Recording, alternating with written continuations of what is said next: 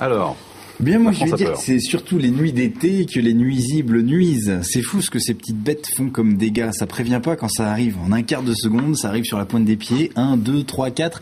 Et leur multiplication nous rend la vie impossible. Comme dirait l'autre, ça va, mais c'est quand ils sont plusieurs que ça pose problème. Un vrai cauchemar. Vous dormez paisiblement et en 2 temps 3 mouvements, le débarquement est enclenché. Les messages codés sont envoyés. Tout, tout, tout, bzz, bzz, bzz. Alors ce qui signifie en langage d'insecte, les carottes sont cuites. Je répète, tout, tout, tout. Les grillons jouent au cricket. Les dés sont sur le tapis.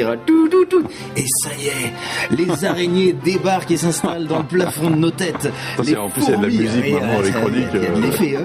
Les fourmis élisent résidence dans nos jambes et dans nos pieds. Un vrai cauchemar. L'aviation de moustiques atterrit en coléoptère et tente d'éviter la riposte de nos tongs et de nos mains tueuses et ensanglantées. Les minus papillons de nuit arrivent en bras de chenille et font des nœuds autour de nos cols de pyjama. Hanneton prend sa faucille, les blattes de baseball jouent aux 3 moustiquaires, les frelons donnent le frisson. Et pendant ce temps-là, les top modèles, chefs de l'élite souterraine, expertes en galerie, se chargent d'effondrer les fondations de nos jardins. Les poissons scient et sabotent nos canalisations. Les petits rats font des pointes dans les réserves de notre garde-manger. Et les souris dansent avec les guêpes en guêpière autour du vinaigre blanc que les aoutas en vacances sirotent paisiblement. Les puces, elles font leur marché, sautant de bras en bras, rivalisant avec la compagnie de poux, arrivés en nombre avec leurs potes qui prennent des X au pluriel, cailloux, joujou, chou, hibou et leur chouette qui est frais. Les punaises, vous en parliez tout à l'heure Stéphane, eh bien elles s'écrasent sur les murs et lâchent leur gaz chimique. Les canards canardent, les crabes agitent leurs pinces charmants. Les serpents à sornettes font avaler des couleuvres. Les renards maquillés de rouge à lièvre posent des lapins. C'est pas fini, les vers solitaires viennent en éclaireur, suivis d'un régiment de vers luisants qui jouent les miradors avec les grues qui font le pied pour surveiller. Les cafards donnent le bourdon pendant que les montes religieuses combattent les migales laïques.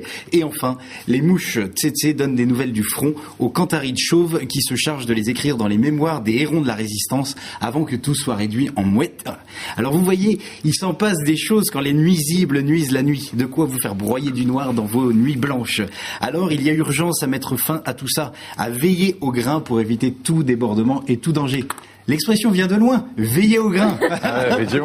C'est l'expression du jour en lien avec votre action contre les frelons asiatique, mais quel est donc ce grain sur lequel il nous faut veiller? D'où vient cette expression qui signifie prévoir et réduire le danger? Grain de sel, grain de blé, grain de sable, rien n'est moins sûr. Allez, voici 3 explications vraies de vraies, à peine inventées, parmi elles se cache la véritable, à vous de la retrouver, c'est la partie interactive de cette chronique. Première explication. Veiller au grain. Eh bien, le grain vient du latin granum, grana son pluriel, qui signifie nourriture. Il faut donc veiller à économiser la nourriture pour ne pas venir en manquer et avoir toujours de quoi manger. Deuxième explication, l'origine est paysanne. Jadis, les serfs devaient veiller au grain, ou plutôt au champ de blé, à leur semence, entre 2 combats de seigneurs sur leur terre. Parce qu'il fallait garder de la semence pour prévoir la future récolte et ne pas tout utiliser pour le pain, enfin ce qui restait après la dîme. Et la dernière explication, cette expression, en fait, veiller au grain est empruntée au langage maritime, où le grain est un coup de vent brutal et court, ou un nuage qui l'annonce.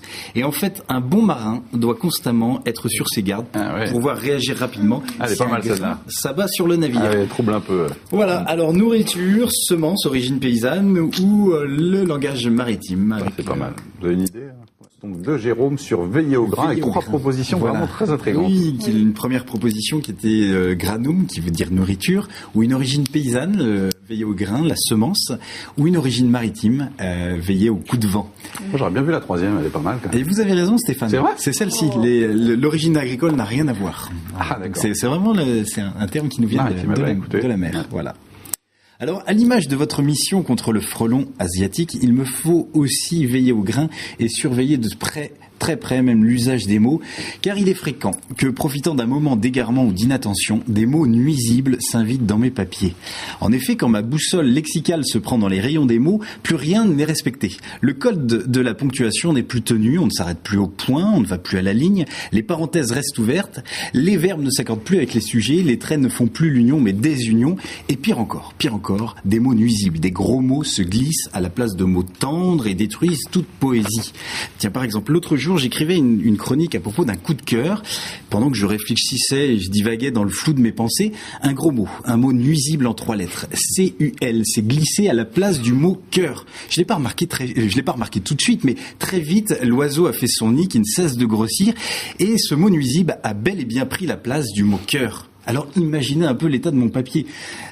Sachant que ma chronique commençait ainsi, je vous laisse faire la gymnastique littéraire, ou peut-être je vous y aiderai, parce que j'aime faire partager mes coups de cul, et que ça me tient particulièrement à cul. Je tiens à m'adresser à vous à cul ouvert et vous dire haut et fort, la bouche en cul et la main sur le cul, combien, comme le disait le petit prince qui était un enfant de cul et qui n'avait pas une pierre à la place du cul, on ne voit bien qu'avec le cul. C'est pourquoi le cul serré.